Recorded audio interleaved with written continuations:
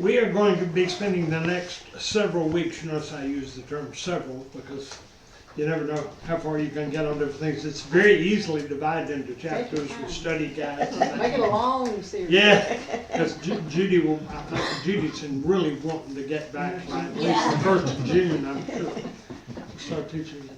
This book, as I said, buckle your seatbelts.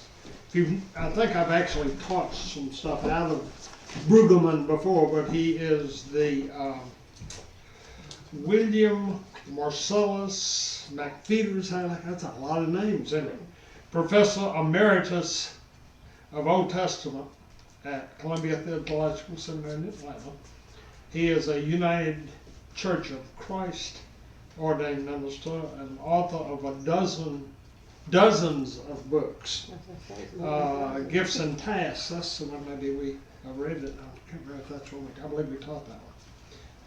And then Reading the Bible Amid the Israeli-Palestinian Conflict. The book is just title chosen. This one, I think we'll, particularly today, we'll have a chance to laugh and smile a little bit because one of the questions we'll ask, and you can be thinking about it, is when you were growing up, what were some of the Sabbath restrictions? So many. Just get ready. That may take the whole class, just to get to that. But let's open with prayer. Holy One of Israel, in a culture characterized by restless anxiety, we are indeed weary and heavy laden. Teach us about Sabbath rest. Give us a new understanding of how that gift can free us from our commodity-driven existence into a life of neighborly relationships. In the name of the one who calls us to take his yoke upon us, wherein we can find rest in Jesus Christ. Amen. I thought the newspaper was very nice. They must have heard I was teaching. Judy Bainbridge, who I do know, in Greenville, there was a, what day was that? Thursday, the 2nd of May, was a long discussion of Sabbath and blue laws and changes that have occurred. She is a really bright lady. She and her husband both were friends of mine when I was in banking way back in the 80s, I guess, in Greenville. And she begins by saying, and which is right in line with what Brueggerman is saying, Sundays in the 19th century and the 20th century was sedate. They were in fact almost silent. Preachers preached, of course, and congregations chatted after services, but other sounds, including, I didn't realize how strict some of this was, including piano playing, singing, and all forms of recreation, including, in parentheses, fishing and hunting, were taboos. All respectable people went to church, mostly twice. The stores, no stores were open, nothing was for sale. Sunday dinners were cooked on Saturday. All games, including whist, which I don't know about, marbles, hide and seek, were all forbidden. Charles David wrote about his Greenville childhood during the 1860s and 70s in the Greenville News. He wrote about his time in those periods in 1927, lingering over Sunday taboos. So that's a great article. But let's see what Brueggerman says about that. And also, as I said, in the preface of this book, Brueggerman reflects on his memories of Sabbath when he was growing up, characterized by Sunday as a time when thou shalt nots prevailed. And don't everybody speak at the same time. What do you remember about how Sunday was observed in your family when you were a child? What activities, if any, were prohibited in your household? Joel? Oh my goodness. She grew up in Due West. You couldn't do anything. There was a joke about the cock wouldn't crow on the Sabbath. But my favorite that I remember of my grandmother, who lived to be 98, is that she would come to stay with me while Russell was in National Guard, and that's a couple of weeks during the summer. And we played non-stop Scrabble. We were big Scrabble players in our house. And then came the Sabbath. And I begged her, I said, please, I'm used to playing with you now. Let's keep playing. She said, no, it's the Sabbath. And finally I talked her into playing with me if we use words in the Bible. She gave in to that. She wanted to play just as bad. Yeah, they all had to be biblical words, right? That was one thing. Surely all of you didn't go hunting and fishing and No movie going. movies. There was a time. Yeah, we did. Drugstores were open if you needed a prescription filled, but you couldn't buy anything else in the drugstore. Ah, That's interesting. so the pharmacist And the was grocery there, stores, and that was we're not it. Usually, lots of times, the pharmacist was the person in the store. And if you too. went window shopping in downtown Greenville, because the stores were all closed, J.B. Ivy wouldn't even let you look in his windows. He had curtains over them so you couldn't see them. Oh, wow. That is interesting. That is interesting. But we visited grandparents. Or Yeah, It's Yeah. a visited family. All afternoon. Yeah. I don't know. I Till don't know church time again. I don't know that I don't know if Grandma cooked dinner on Saturday for Sunday. I don't know. Which as many that were over there had to be cooking done. Yeah. That is very was one of the things. Of course, that comes out of I'll do that now. I could. right out of the Old Testament. There, you remember it was which included the manna and the dove, and you remember you could only time you could collect more than you could eat in the day was on the Sabbath, on Friday until sundown, and you had to have everything picked up, and you could go for the 2 days then what you need on Friday and the Sabbath. And that was one of them. Somebody mentioned movies, and that No movies. no movies. One of the worst times I got in trouble with my father was, and that was for being smart aleck. It wasn't that I was breaking the Sabbath. I know that surprises you. But our youth group, which was very active at Government Street in Mobile, at that point we had 1,200 or 1,300 members, and so there were a lot of us. And the 9th through the 12th grade, I guess we probably had 50 to 60 youth in that youth group. And I don't remember now which one it was, the robe or the 10 Commandments or something was in town and showing. And our Director of Christian Education, who we also loved, and she was about, 20 years older than us, but just had more fun things to do. She and her husband both. He called square dancing. You know, when you got a bunch of teenagers to square dance and really enjoy it and beg for the next time, it was fun. But she planned ahead and bought, I think, 30 tickets to the movie. And again, I think it was 10 Commandments. One of those evil movies, probably. And I was getting ready, and I think the movie must start at 3:30 or so. And I was heading out the door about 3 o'clock in the day. I said, "Where are you going?"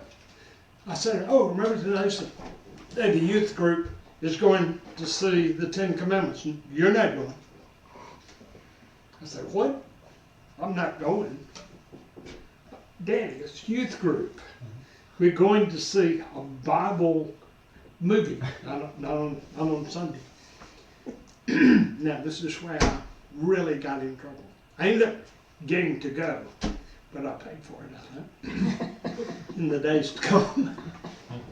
as I was going out the door, he was sitting in his recliner in the den watching a pro football game.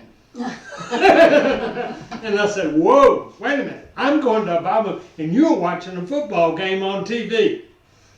Get out of here. So I corrected him, and I heard a lot about that when I got home, and probably, like I say, for the next several days. But we're very similar, although we always went on Friday night, I'll get the day out in a minute, Sunday night, to my grandmother's. She had 7 children, and I bet there would be 20 of us there every Sunday night. She was in church until 2 weeks before she died at 99 and a half. She didn't miss anything. But she also had Paralee, that was the maid, who took care of her, but also got there about 6 in the morning and went home 9 o'clock at night, most days, you know. This was the most wonderful person. But anyway, that's just...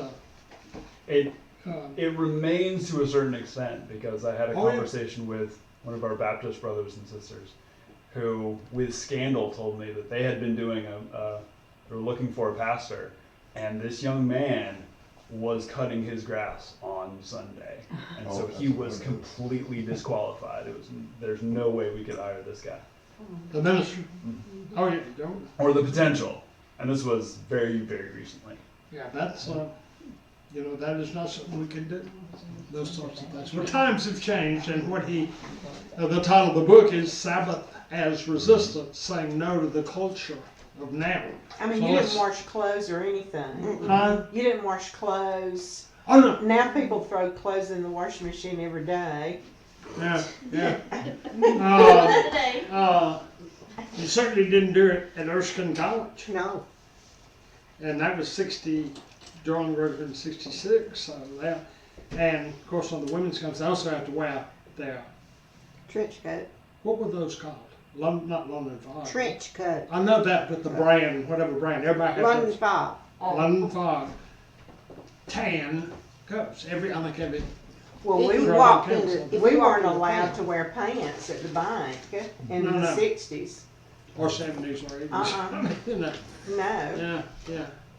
Same goes. Well, we are at a different time, although there's still a lot to be said here. Brueggerman does a good job, I think, with this sort of introductory chapter. The author observes this is actually somebody else that wrote the study guide. So Brueggerman observes that Judaism can re-educate Christians concerning their own faith and practice, pointing us to the work of Michael Fishbane on the maintenance of Jewish mindfulness in a culture that is increasingly more mindless. How does he distinguish what he calls our Adamic selves and as different from our Mosaic selves? What does Brueggerman suggest about Fishburne's use of the term divestment? Well, let's go and see. He is really enjoy the. This is actually covering his introduction. This part is there as Brueggerman begins to tell us what we'll be doing. For the most part, contemporary Christians pay little attention to the Sabbath. We more or less know that the day came to reflect in U.S. culture the most stringent disciplinary faith of the Puritans, which in recent times translated into the moralistic prescription for a day of quiet restraint and prohibition. In many somewhat pious homes that amounted to not playing cards or seeing films on the Sabbath, and certainly not shopping. I can remember each year debates in our rural community about farmers working on some few Sundays to harvest wheat in the face of a devastating rain that was sure to come. I remember Joseph Gaston, who y'all know, and actually has preached for us and was at Foothills community in Easley, tells the story of growing up in Chester with 3 or 4 brothers anyway, and how they would, they had to milk the cows and they had to do the other things, and here it was the Sabbath and what to do, and his father would not go out and do it, but he'd send the boys out. But they had to hurry and get all that done because he was sort of like the chief elder of the Fishing Creek Presbyterian Church, which was a very historic church in Chester County. Beautiful little setting there. But he was there a half an hour early or an hour early to get everything opened up and the lights turned on, the heat going. He did everything. And he was actually in the legislature for a while. His father was. But Joseph talked about that, and that was kind of a sneak out, get behind the high corn, and bring the cows in, milk them, and put them back out in the fields before you go.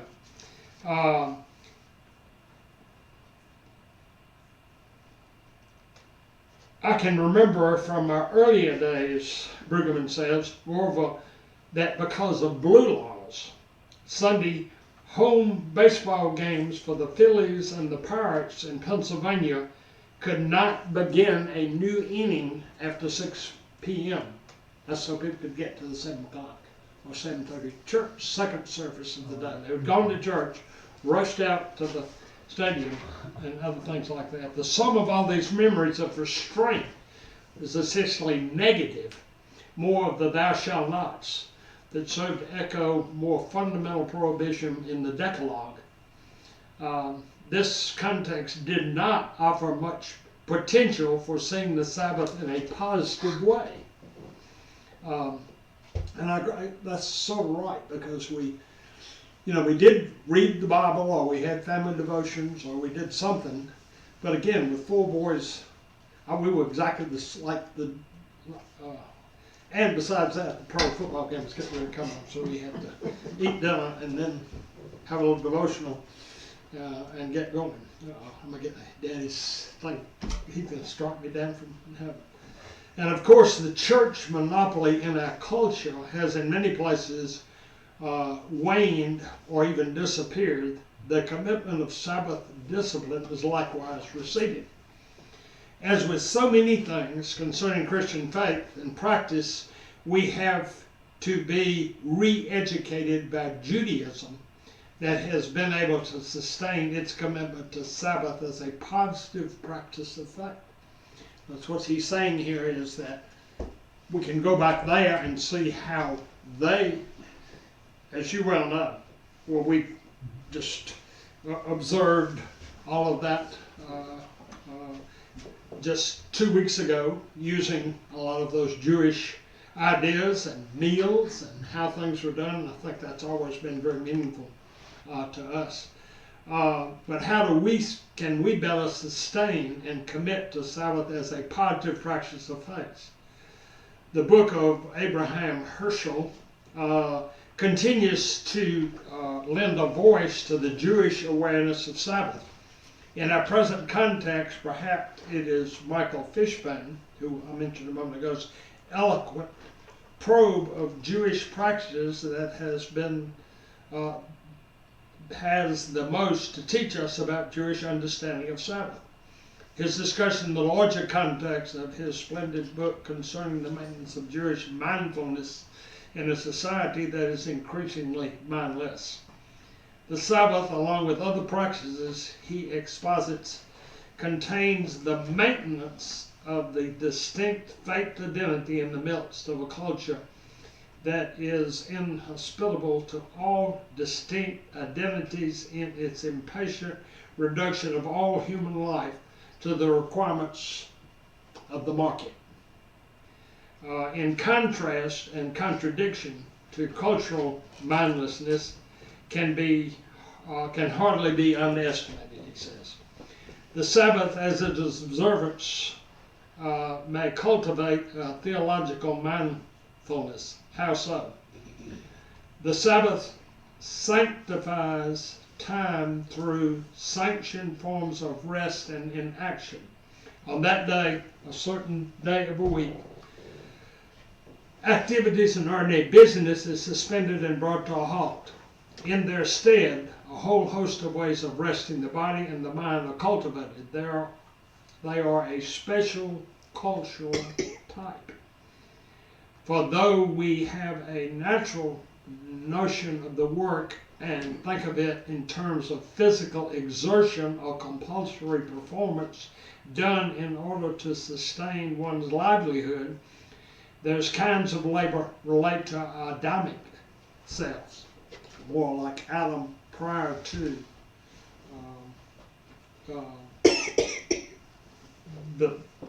when they went across the relieved and gotten out of Egypt. He contrasts the Adamic self with one of natural culturalness with the Mosaic self that comes under the sway of the Mosaic commands of Sinai. The Sabbath is a sphere of inaction. One enters the sphere of inaction through divestment, and this release affects all the elements of the workaday sphere. Business activity and exchange of money are forbidden, and one is urged not just to desist from commerce, but to develop more interior spheres of setting the mind from this type of agitation.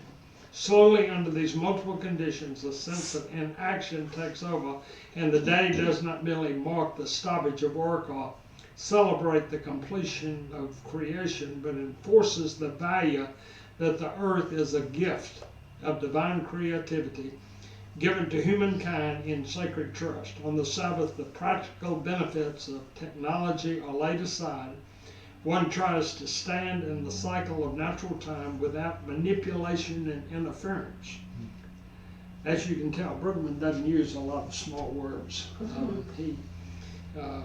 And you really have to wrestle sometimes with some of these ideas that he's putting forth. While you consider them to be right and the right way, they still are out there with a lot of to chew on.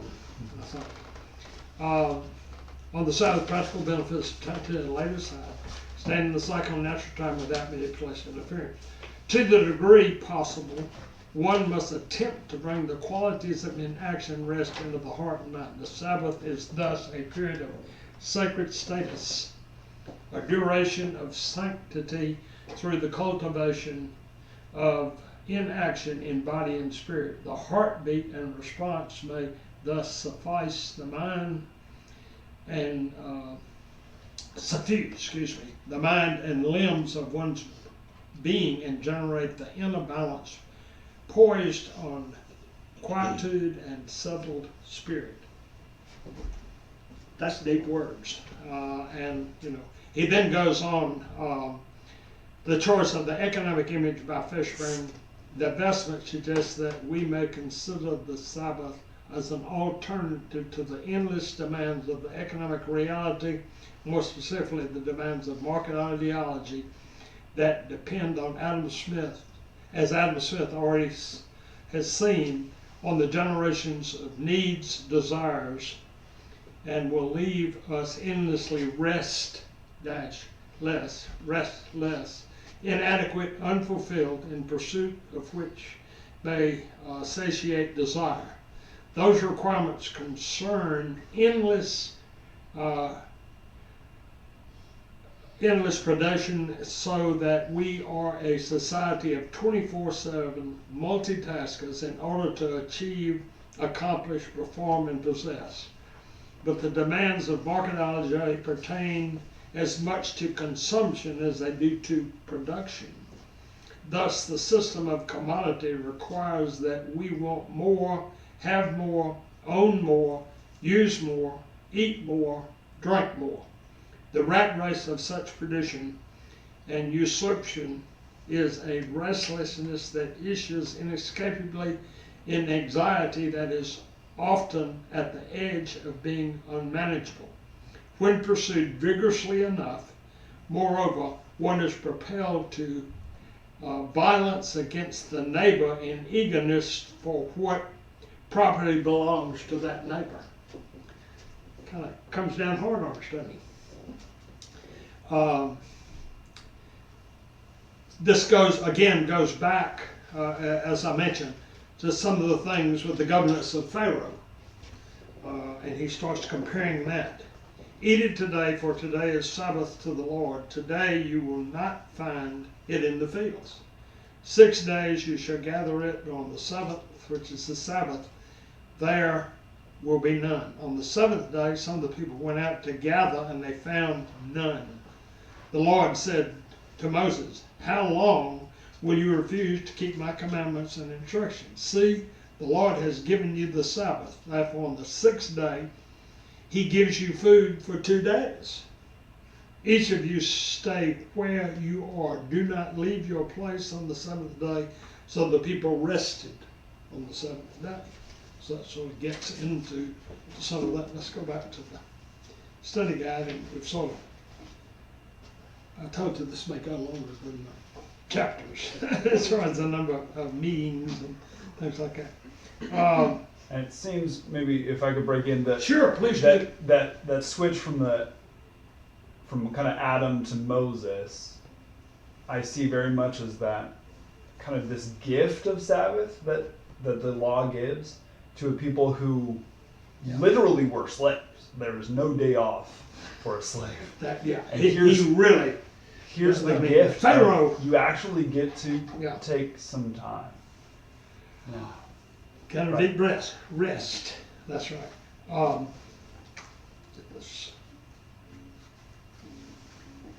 last one goes to that.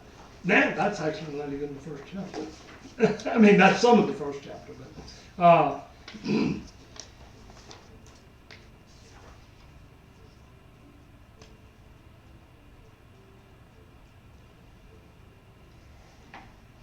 it gets into that subject, and let's go ahead and go that direction, because there's so much in here. It talks about exactly just what you said. He actually, and this I'm sure, probably at Princeton they taught you this kind of stuff. The first, second, third, and fourth commandments. The first one addresses and then goes through those 4, and we will look at the different commandments and have those relate to commandments against graven images, and then those others. He brings those up, but what Aaron just brought up, and this he actually uses a list here, Brueggerman does, about the difference between those things and how it came to pass in the narrative for it. Pharaoh is a hard-nosed production manager for whom production schedules are inexhaustible. Why are you taking the people away from their work? Get to their labors. That's Exodus 5:4. Yet you want them to stop working. Verse 5. You shall no longer give the people straw. You remember? Initially he was giving the straw, and they said, that's too easy. Make the bricks and go out in the meantime and gather the straw as well. Well, the same number of people then were having to do twice as much work, because half of them were having to go out and gather the straw.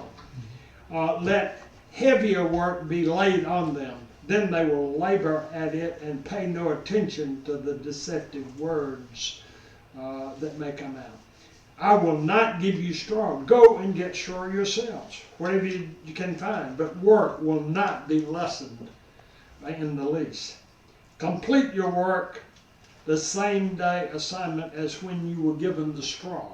So they had to produce as many bricks as they did before, but he wanted them to produce it with half of them still gathering the straw and the other half trying to make bricks to keep up with the days. No straw is given to your servants, yet you say to us, make bricks. You are lazy, lazy, lazy. That's who you are. Let us go and sacrifice to the Lord. Go now and work, for no straw will be given to you, but you shall deliver the same number of bricks. You shall not lessen your daily number of bricks. So that's what they were living in. it talks about the same when it gets over. We always hear about Solomon's temple, and he gives that example about graven. This is getting into the graven images, which is in the second commandment, is closely related. Idols is a prohibition against any artistic representation of Yahweh, for such representation would serve to locate Yahweh, to domesticate God, and so to curb the freedom that belongs to this erupting God. Such images have the effect of drawing God in imagination and in practice away from covenantal relationship fidelity and back into the world of objects and commodities. He then gets into, we may cite two obvious examples of this temptation in the Old Testament. The first is the narratives of the golden calf. Exodus 32, it was gold that was fashioned into the image that readily became the alternative God, who jeopardized the covenant. The ensuing narrative of Exodus 33-34 tells of the hard and tricky negotiations whereby covenantal possibility is restored to Israel after its foray into distorting images. Less dramatically, it is evident that Solomon's temple, designed to house Yahweh, became a commodity enterprise preoccupied with gold. He really leaves it wide open now, doesn't he? Even Yahweh was honored by such extravagance. The temple was clearly intended to reflect honor to Solomon and his regime, not to the Lord.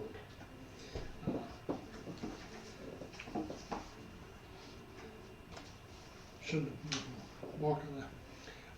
Brueggerman also cites observed Judaism can re-educate us Christians. We talked about it. How does he distinguish what he calls Adamic selves and Mosaic selves? We've talked now about that. In what way is the Sabbath commandment drawn into the Exodus narrative? The author observes that the first commandment is a declaration that God of the Exodus is unlike all the gods the slaves have known. That's all they had gotten while they were, oh, by the way, producing the same number of bricks and with no straw and so forth. The God committed to covenantal relationship rather than endless production. What is the implicit in the reality of God's willingness to engage the Sabbath rest? Brueggerman contends that ancient Egypt's socio-economic system must be understood to understand our God. What parallels do we see between the system and our own socio-economic system today? Would you say we live in a system where people or commodities to be dispatched for endless production, or where they are subject situated in an economy of neighborliness? Why? The author notes that God restfulness, in contrast to restlessness, characterizes God ensuring the restfulness is at the center of life. He points to either or choices continually placed before ancient Israel and evident in the teachings of Jesus. How do we characterize these stark choices? How would you look at those? The author invites us to ponder other gods of market ideology and the system that authorizes us in our contemporary context, offering a number of examples that call up endless desires and needs that can never be satiated. What are some of the messages this seems to communicate? What are some of the consequences of a commitment to God? Yahweh issued a call to let my people go, to release the Israelites from Pharaoh's system of endless production. How is Sabbath a practical art of resistance and trust? In what are some ways we try to keep the Sabbath so that Sabbath keeping is less anxiety driven. Says that you can actually sit down and make a list, is one of the things he suggests, which you and your family normally engage in on a Sunday, including activities of church, worship service, meetings, educational programs, youth groups. Also a list of other routines such as grocery shopping, cleaning, yard work, oh no, don't hire that minister, right? Soccer games and other athletic activities in which your children or grandchildren are involved, and lists media activities such as viewing sports events and other programming, social media, internet surfing. Underline these activities that you can identify as characteristics of Sabbath restfulness and Sabbath restlessness. Now circle those that are anxiety inducing. Show you a list of family members or choose a friend to do the same. Commit to eliminate as many activities that you do not provide, that don't provide Sabbath restfulness as possible, or at least to reduce the time you spend in doing them. In the coming week, pray the following prayer as part of your time of devotion. Identify for yourself what holds you in bondage. Reflect on where you experience the flash of God's emancipation. Give thanks to this God of freedom. And let us pray. The demanding, relentless brick quarters kept arriving at daybreak for our ancient mothers and fathers. They faced the harshness of harassment, the heat of the kills, the bristles of the straw collected, and then abruptly, all to that end, because you, Lord of liberty and justice, in an instant on a dark night, you led our mothers and fathers out of bondage in singing, in dancing, and in joy. We remember that ancient bondage. We recall the flash of your emancipation. We know that bondage now exists among us. Bondage of our caves of self-preoccupation, insular living, bondage of our tribes of the like-minded in fear of all others, bondage of the market and the mad chase after more, bondage of theater where we live make-believe lives. But we ourselves also know the flash of your emancipation. And because of that flash, we know who you are. We know the future you would give us. We know the passion for justice. We know your deep love for us and for our world. And so we love you back, wholly, without compromise or distraction, with all our heart, all our mind, and all our soul.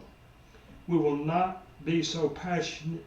We will not so, I'll get it in a minute. We will not so passionately love any other, because you are the source of life and our future. You give us praise for your ancient deliverance. You give us thanks for your liberating presence with us now. You give us honor and glory for your good future to which you summon us. You are the one who makes us free at last, and we love you. Amen. That's enough to digest for a weekend. Next week we will get to resistance to anxiety is the title of this next chapter. That's Exodus 20:12 through 17. Something you want to look at.